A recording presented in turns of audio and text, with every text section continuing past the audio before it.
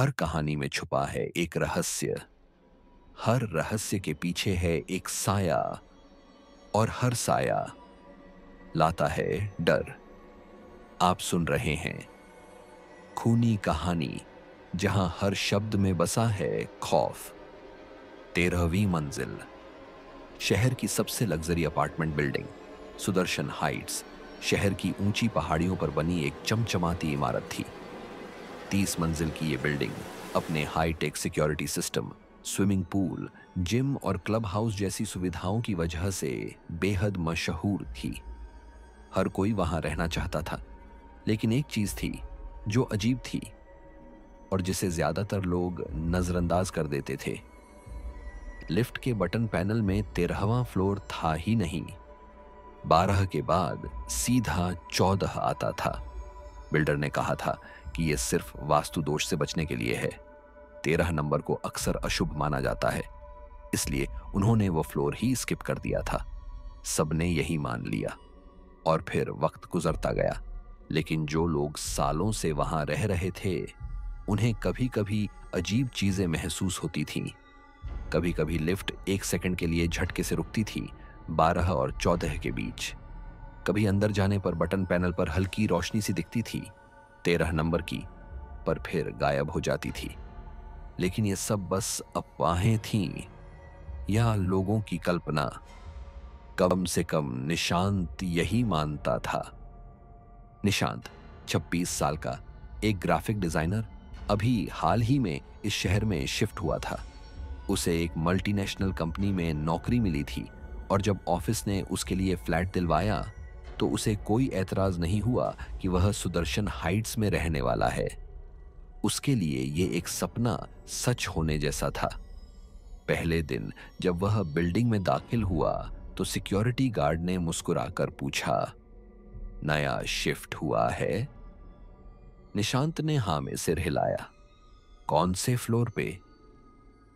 14वें, निशांत ने कहा। गार्ड का चेहरा एक पल को सख्त हो गया, लेकिन फिर उसने मुस्कुराते हुए गेट खोल दिया। अच्छा है, ऊंचाई से पूरा शहर दिखेगा। पहले 2 दिन बिल्कुल सामान्य थे। नया घर, नए लोग, नया काम, सब कुछ अच्छा लग रहा था।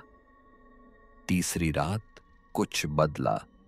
वो रात थोड़ी अजीब थी।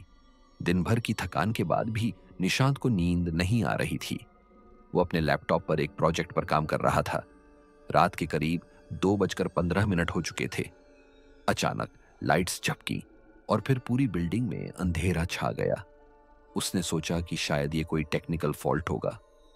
मोबाइल की फ्लैशलाइट ऑन की और बाहर झांका। सब कुछ शांत था। कुछ मिनट बाद जनरेटर चालू हुआ, लेकिन अजीब बात यह थी कि उसके फ्लैट की सिर्फ एक ही लाइट जली, वो भी दरवाजे के बाहर, लिफ्ट के पास वाली। वो उठा और फ्लैशलाइट के साथ बाहर आया, ये सोचकर कि शायद कोई और भी बाहर निकला हो। बाहर गलियारा सुनसान था। लिफ्ट के सामने की पीली लाइट धीमे धीमे टिमटिमा रही थी और तभी उसके फ्लैट के दरवाजे पर कोई 3 बार धीरे धीरे दस्तक दे गया। वो पलटा, कोई नहीं था। लिफ्ट की तरफ देखा, लिफ्ट का दरवाजा खुला था। अंदर कोई नहीं था। वो सावधानी से अंदर गया और लिफ्ट पैनल पर नजर डाली। वहां 13 नंबर जल रहा था। निशांत को पहले तो लगा ये कोई टेक्निकल गलती है या फिर कोई प्रैंक, लेकिन जैसे ही उसने उसे छूने की कोशिश की, बटन अपने आप दब गया। दरवाजा बंद हुआ। लिफ्ट चलने लगी, लेकिन न ऊपर जा रही थी न नीचे, बस चलती जा रही थी, जैसे किसी अंतहीन सुरंग में फंस गई हो। वक्त थम सा गया था।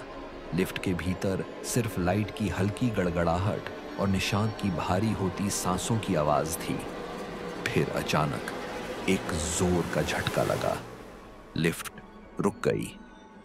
दरवाजा खुला। जो सामने था वो किसी भी फ्लोर जैसा नहीं लग रहा था। दीवारें काली थीं, सीलन की गंध थी, बल्ब टिमटिमा रहे थे। दरवाजे हर ओर थे, लेकिन सब बंद, और उन दीवारों पर कुछ चित्र बने थे। बच्चों की आकृतियां, चीखते हुए चेहरे, और वो भी जैसे खून से उंगलियों से बनाए गए हों। निशांत का गला सूख गया। उसने लिफ्ट में ही वापस जाने की कोशिश की, लेकिन अब लिफ्ट के दरवाजे बंद हो चुके थे। आगे बढ़ना उसकी मजबूरी बन गई थी। धीरे धीरे चलते हुए उसने हर दरवाजे को देखा।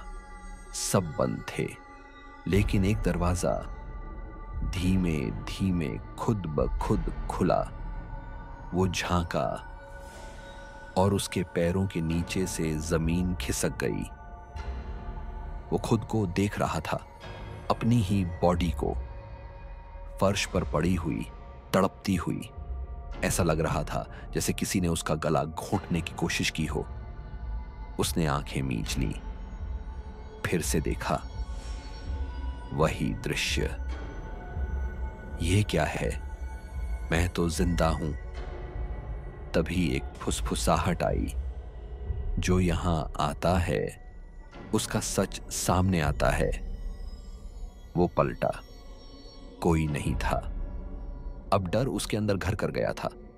वो भागते हुए वापस लिफ्ट की ओर आया, लेकिन वहां अब कोई लिफ्ट नहीं थी। उसकी जगह था एक बड़ा दर्पण, और उस दर्पण में उसका चेहरा अजीब सा डिस्टॉर्टेड, आंखें सूजी हुई, चेहरा बुझा हुआ। वो धीरे से पीछे हटा।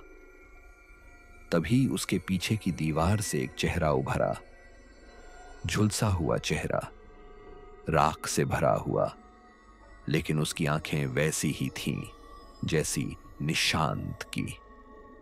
वो चेहरा फुसफुसाया, तू मुझे जलता छोड़ आया था, अब मेरी बारी है। निशांत की सांस अटक गई। वो वहीं जमीन पर गिर पड़ा। उसके दिमाग में धुंधली सी यादें कौंधने लगी।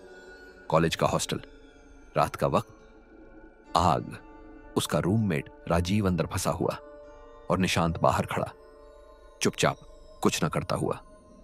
राजीव मदद के लिए चिल्ला रहा था, लेकिन निशांत ने मुंह फेर लिया था, क्योंकि उसे उससे नफरत थी।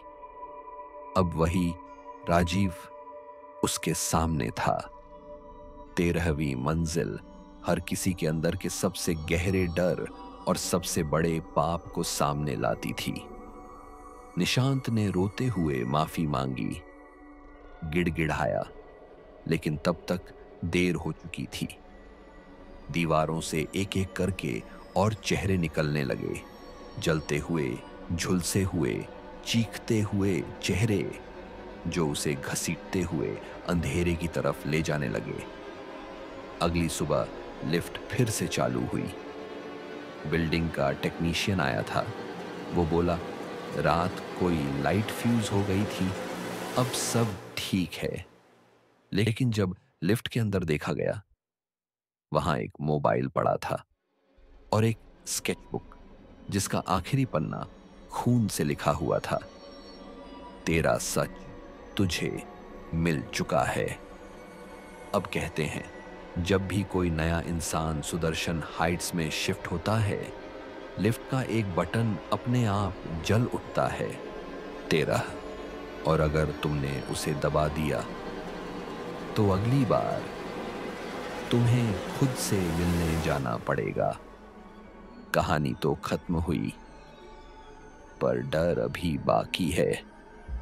अगर आपकी भी कोई खौफनाक कहानी है तो हमें जरूर भेजें। खूनी कहानी 47acadgmail.com।